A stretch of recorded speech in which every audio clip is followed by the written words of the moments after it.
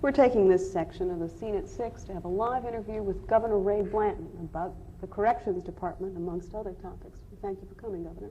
It's a pleasure. First and foremost, the case of Roger Humphreys, serving 20 to 40 years for murder. Total time that he has spent in jail and in prison, less than 2 years. Wrong. He spent 2 years incarcerated in the state prison system. He spent almost 2 years in the county jail before he came here.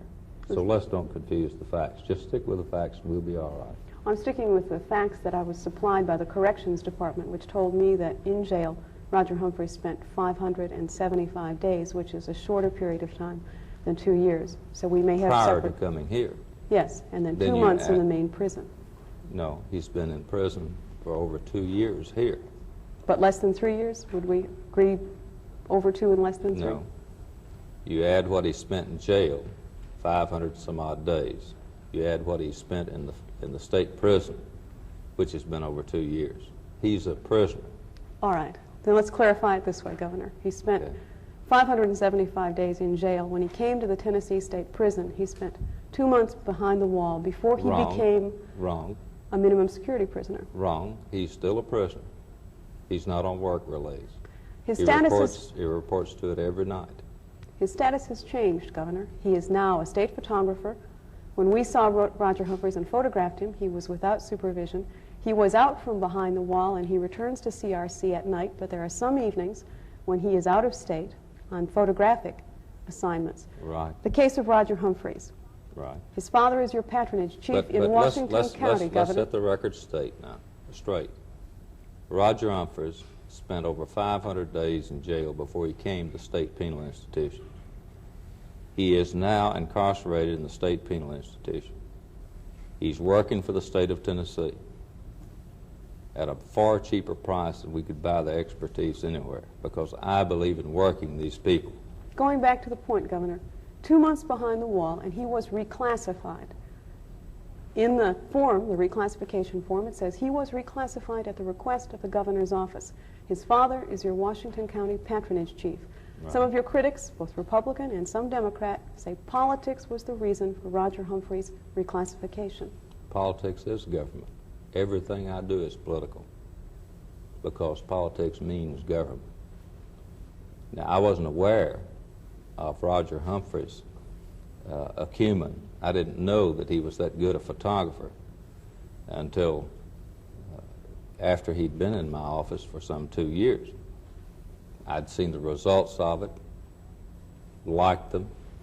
Ms. Blanton requests him if we have a function at the residence. In fact, I think he's supposed to be there this evening for a fundraiser for the residence. He had been through classification. He'd been through the vocational test, and he's qualified. And he has proven, in my judgment, the fact that he can function. But let's go back again. He hasn't murdered anyone. He hasn't run off. He murdered 2 people before he came to prison. Since he's been in prison, he has not. Again, going back to when he was reclassified, 2 months, only 2 months after he'd been behind the wall. His file, according to a legislative inquiry, does not reflect any photographic experience. In other words, that decision, based on the information in his file, does not tell anyone who looks you have done your research very good, because he has 20 hours from East Tennessee State. It's not in his file, Governor. The people who made the decision did not see that in his file. He has 20 hours at East Tennessee State University in photography. His father is a photo engraver. He was reared in it. And you're going to try to tell me he's not a good photographer? No, Governor. What I'm asking you is, looking at his file and looking at the way... No, you're not asking. You're telling me. Now, ask me a question, I'll respond to it. As I said, Governor, I said ask and I'll respond. It's just that simple. Governor, in his file, there is nothing that says that he has photographic experience. He may well have. But the decision-making involved in Roger Humphreys' case, the decision-making. Roger Humphreys' father is a very close friend of your good friend and former aide, Jim Allen. Jim Allen said today to the UPI, he talked to you and he talked to his father. What I'm asking you is, has politics given Roger Humphreys an edge that another murderer, another person sent up, who might still be behind the wall, that person wouldn't have? Roger Humphreys' own conduct gave him the edge. and everything I do is political. Period. Then correction? Your input in correction? In my conduct in office, I'm an elected politician. I have the authority, I have the trust of the people that elected me, and it's all part of the political process. Then what about the question of equity? Equity for other prisoners who may have committed a similar crime, who are still behind the wall, who still are not given the advantages that perhaps a Roger Humphreys has been given because of his connections. They didn't pass the test as far as trust is concerned. Roger Humphreys is a trustee.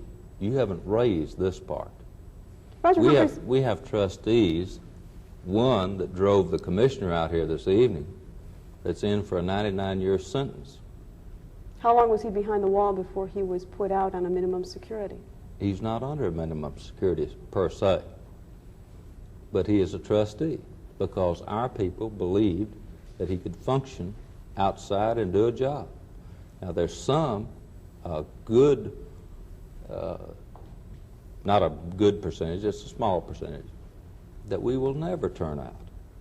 We've had a 72% increase in the prison population since I've been in office. But at the same time, our pardon, parole, and release has been the same since 1970. We haven't sold a single one. I don't know whether previous administrations can say that or not, but we haven't. We have one of the most compassionate, toughest programs that's ever been instituted in the field of corrections. We're the number 1 in the Southeast. Getting back to our recidivism rate is 37%. You know what recidivism means? Mm-hmm. What? It means repeater rate. Right. You know what the national average is? No, I don't. 65%. Our recidivism rate on the ones on work release is 3%. We have the untenable position of having this huge influx of people being sent to prison, and rightly so, I don't question that. That has increased our population 72%. We're overcrowded. We've only had one right compared to what other states have had. We feel like that we have one of the best correctional systems, maybe in the top 10 of the United States, and we're proud of it. We're not proud of what you and your station has tried to do to it. And I can't see for the life of me why your station should even be relicensed, because the advantage you've taken, your station, Kettering or whatever his name is, doesn't have the guts to come out editorially and say something. You do it in the name of news. Also in the name of news, Governor, getting back to Roger Humphreys' case. Right. Again, someone whom you say proved himself, right, but behind the wall here in Nashville, had only 2 months to do that. Again, the question of equity with other prisoners who may not have the political connections that Roger Humphreys has. The question is my judgment vested in me under the Constitution of the state of Tennessee, the people that work for me, is that he merited this. And I'm going to announce to you now that before I go out of office, he's going to be pardoned. Can you explain that decision, Governor? Very simply. I feel like he merited. You see, in a crime of passion, a crime of murder, which Miss Blanton and I request whenever we have these inmates working for us out at the residence that are around our children and our lives, we request murderers for one very simple reason. They're rarely repetitious. Why not pardon all the murderers there then, Governor? The crime of passion murders. We're not talking about pardoning. We're talking about proving your worth. We've got some murders behind the walls that should never be released, that I would never want them around us. I would never want them out in society. And we've been tough about that, and we're going to stay tough about it. Can you argue you've been tough? That's why I opened Brushy Mountain Prison. That's why James Earl Ray is in Brushy Mountain Prison.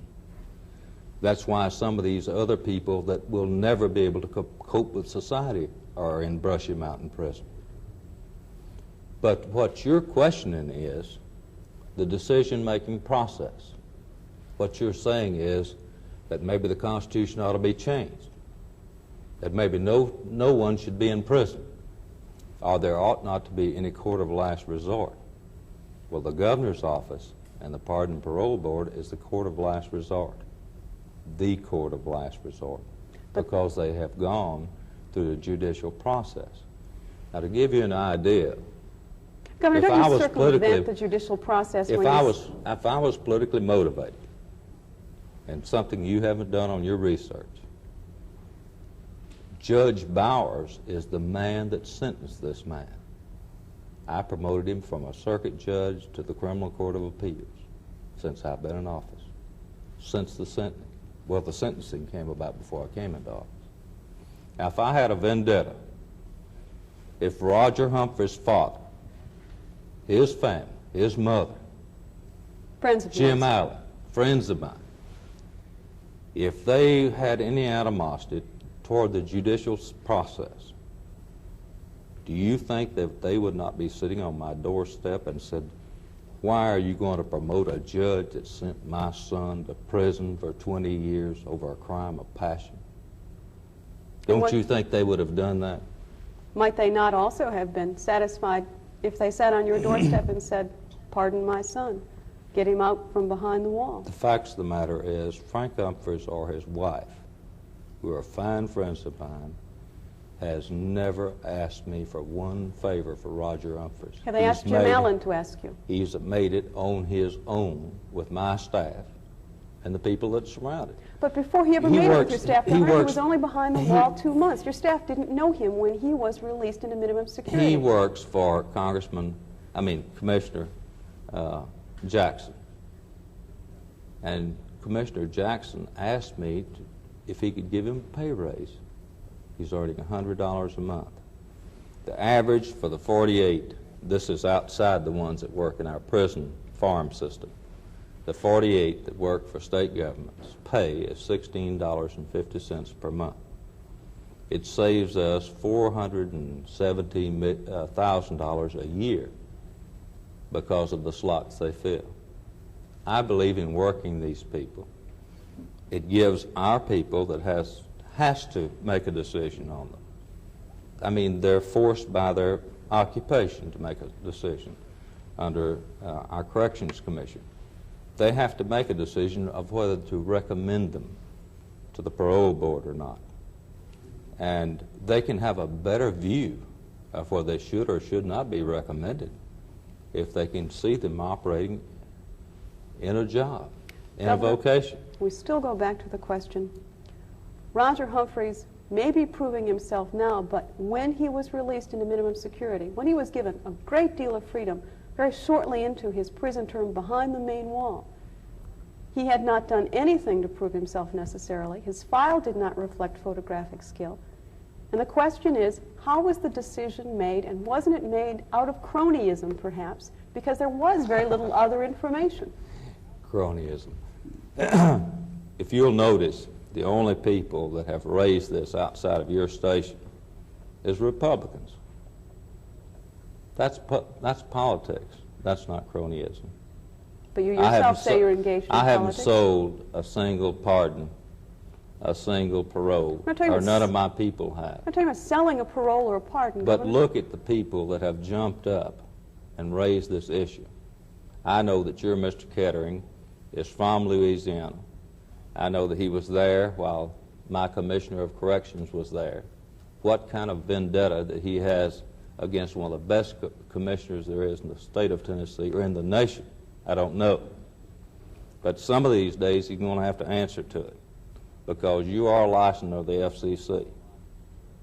Are you threatening and our license, there's a good question of whether you ought to have your license renewed or not because of your biased reporting under the guise of news and not having enough guts to come out and editorialize.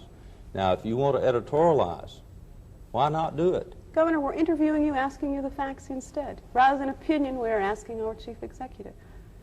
I'm talking about what you've done in the past. I'm not tonight. Are you basically saying then that you don't have to explain Roger Humphreys, that you will pardon him I because you are chief? I have explained Roger Humphreys. But not... What else do you want to know? Ask me a question. Don't make a statement. The question Ask. I've been asking, Governor, all through the interview, on what information was Roger Humphreys first released at a minimum security 2 months after he went behind the main wall? Let me explain it to you simple enough where you can understand it.